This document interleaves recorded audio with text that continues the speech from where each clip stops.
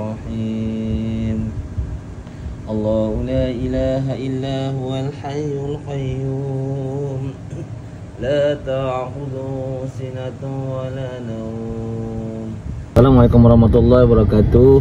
Okey, video yang tontonan perempuan saksikan tadi adalah sejenis penyakit ya. Jenis penyakit yang di Sabah ni kalau dinamakan semai. Semai ni apa sebenarnya? Semai ni adalah sejenis penyakit kulit yang disebabkan oleh sihir. Okey, bentuknya seperti eczema ataupun seperti kulit-kulit yang terkena kencing manis, udis, macam itulah. Tapi itulah punca dia adalah daripada sihir. Jadi kalau di Sabah memang ini antara penyakit yang sangat-sangat popular lah. Okay.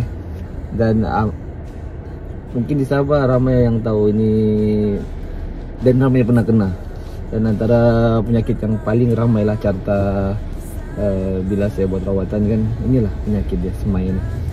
Dia macam mana cara dibuat? Ada beberapa kaedah lah cara pembuatan dia.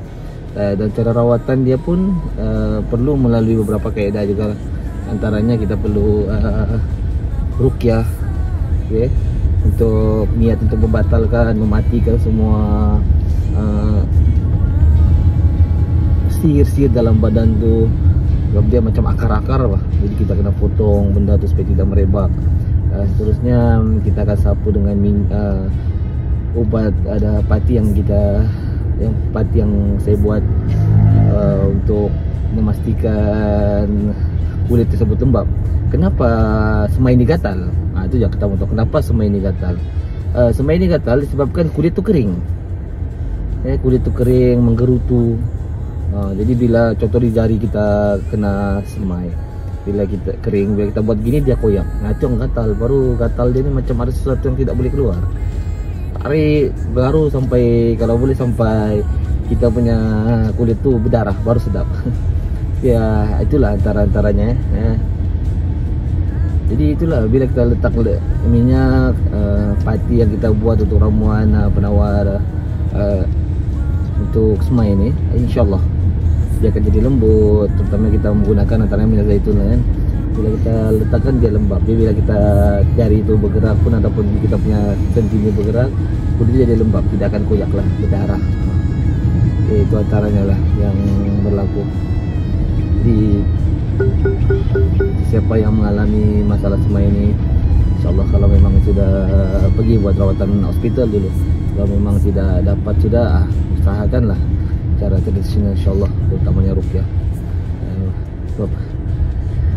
Satu lagi saya ingin pesan kepada yang menderita penyakit-penyakit ini, dia bukan kalau boleh elakkan dulu makan benda-benda yang boleh menyebabkan menjadikan aktif kulit kita tu aktif gatalnya.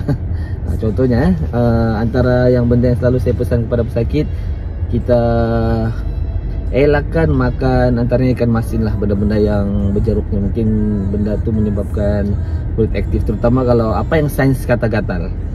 Contohnya udang, sotong, benda-benda yang bila kita makan kita punya kulit tu jadi aktif balik gatal tu.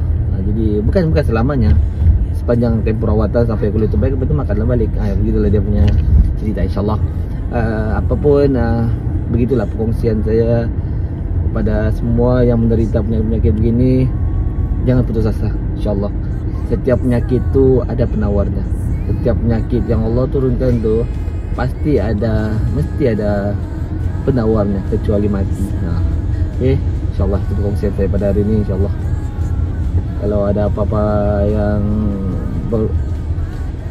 pertanyaan, boleh komen di bawah insyaAllah. Assalamualaikum.